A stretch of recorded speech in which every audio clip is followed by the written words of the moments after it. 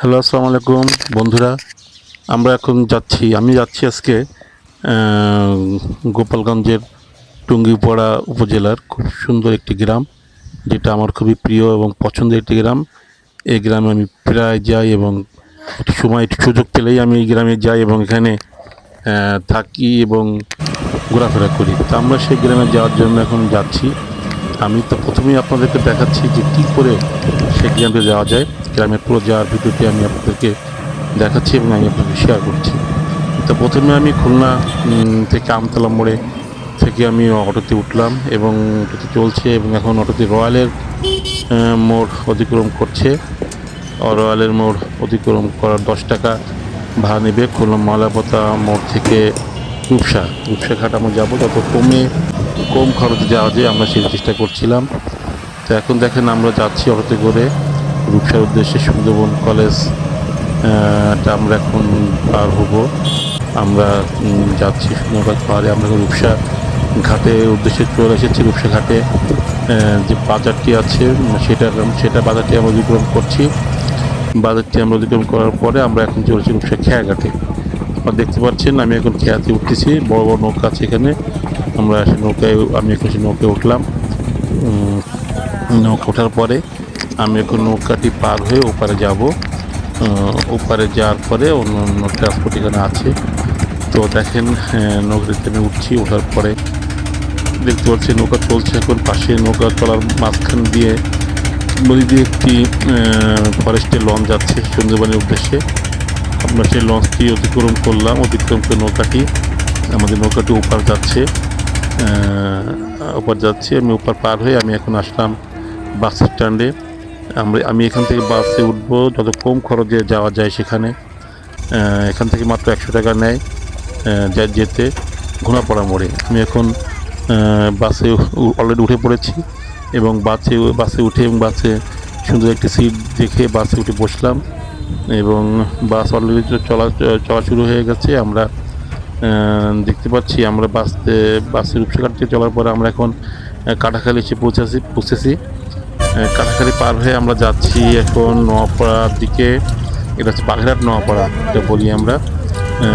ঘোনাপাড়া এই পথে যেতে হয়, সেটা যাচ্ছি আমরা বাঘেরহাট নোয়াপাড়া। আমরা এখন অতিক্রম করলাম। এরপর আমরা এসেছি ফকিরহাটে। আপনারা দেখতে পাচ্ছেন Fakirhat bus stand. Fakirhat bus stand থেকে আবার আমার বাসটি রওনা দিল গোপালগঞ্জের ঘোনাপাড়ার উদ্দেশ্যে। আমরা সেটি যাচ্ছি। আমরা এখন ওই ফকিরহাট থেকে বাসটি আবার চলা শুরু হলো। তারপর দেখতে পাচ্ছেন ফকিরহাট স্ট্যান্ডটি। আমরা এখান থেকে ফকিরহাট স্ট্যান্ড পার হয়ে আমরা এখন এসেছি মোল্লাহাটের কলেজ রোড যেটা বলি আমরা। এখানে সুন্দর একটি স্থাপনা এখানে সরকার উন্নয়ন মন্ত্রণালয় থেকে বানিয়েছে। দেখতে পাচ্ছি আল্লাহ লেখা এবং ওই সাইডে চিংড়ি মাছ এবং সুন্দর একটি স্থান এখানে এরা করেছে। স্বাগতম সড়ক মোল্লাহাট উপজেলা যে দিকটা দেখা যাচ্ছে। তা আমরা এখন এখান থেকে বাসটি আবার আমাদের যাত্রা শুরু করলো। এখানে কিছু থেমেছিল, যাত্রী ওঠানামা করালো এবং এখান থেকে আবার যাত্রা শুরু করলো বাসটি। আমরা এখন এসেছি মোল্লাহাট ব্রিজের উপর। আমরা মোল্লাহাট ব্রিজটি অতিক্রম করছি। এই ব্রিজটি আসলে এই দুই জেলার ভিতরে যোগাযোগের একটি মাধ্যম। এখানে আগে ফেরি ছিল, আগে আমি ফেরি পার হতাম, ফেরি পার উপর যেতাম, কিন্তু ব্রিজ হওয়ার পর থেকে এখন ব্রিজের উপর থেকে সরাসরি খুব সহজে আমরা গোপালগঞ্জ ঘোনাপাড়ার উদ্দেশ্যে আমরা যেতে পারি।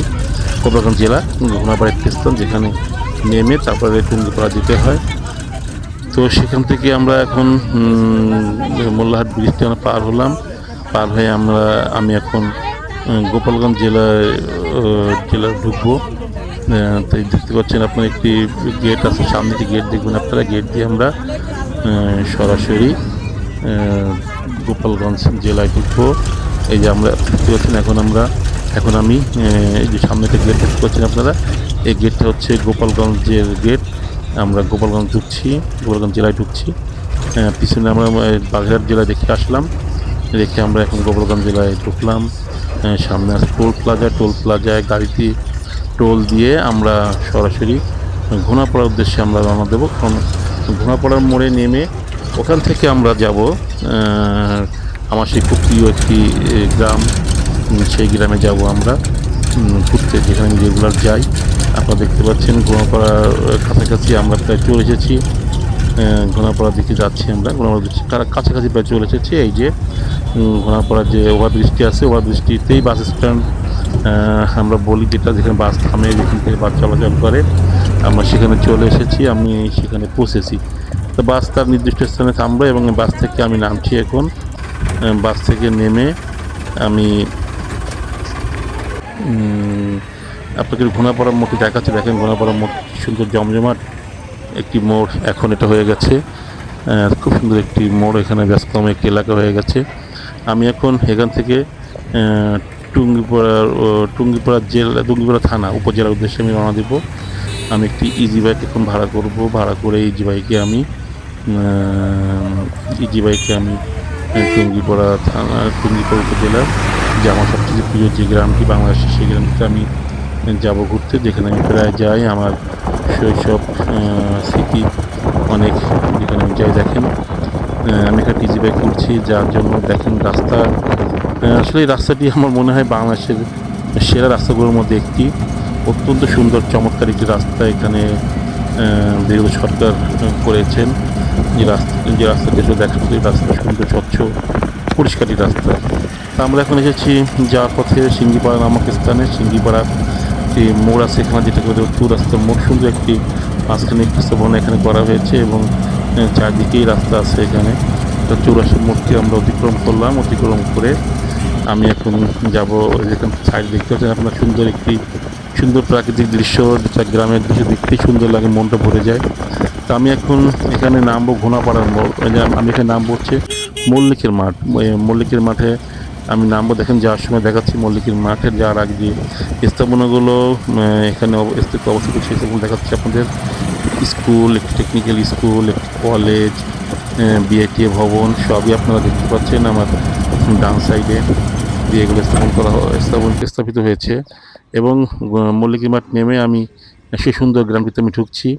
দেখেন গ্রামটি ঢোকার রাস্তাটি কি সুন্দর, দেখি অবাক হবেন। আমি আপনাদেরকে গ্রামের দুই সাইডে দেখাতে চেষ্টা দেখাচ্ছি আমি, এবং মাঝখানে সুন্দরী রাস্তা, যে রাস্তাটি নতুন নির্মাণ হয়েছে এবং রাস্তাটা আগেও ছিল, কিন্তু এখন সেটাকে মেরামত করা হয়েছে। মেরামত করে রাস্তাটি খুবই সুন্দর এবং পরিচ্ছন্ন একটি রাস্তা করা হয়েছে। এবং আমি যাওয়ার সময় আপনাদের দেখাবো এই সুন্দর গ্রামের কিছু দুই সাইডের কিছু সুন্দর সুন্দর দৃশ্য। আসলে যে থানায়, যে উপজেলায়, আমরা উপজেলায় বলি, আমরা যে উপজেলায় জন্ম হয়েছিল জাতির জনক বঙ্গবন্ধু শেখ মুজিবুর রহমান, এবং এখানে আরেকজন বড় একজন ব্যক্তিত্ব আছে যার নাম হজরত শামসুল ফরিদপুরি, মৌলানা ফরিদপুরি হুজুর, যেটাকে আমরা বলি শামসুল হক ফরিদপুরি, সদর সাহেব হুজুর নামে আমরা তাকে বলি এবং তাকে চিনি।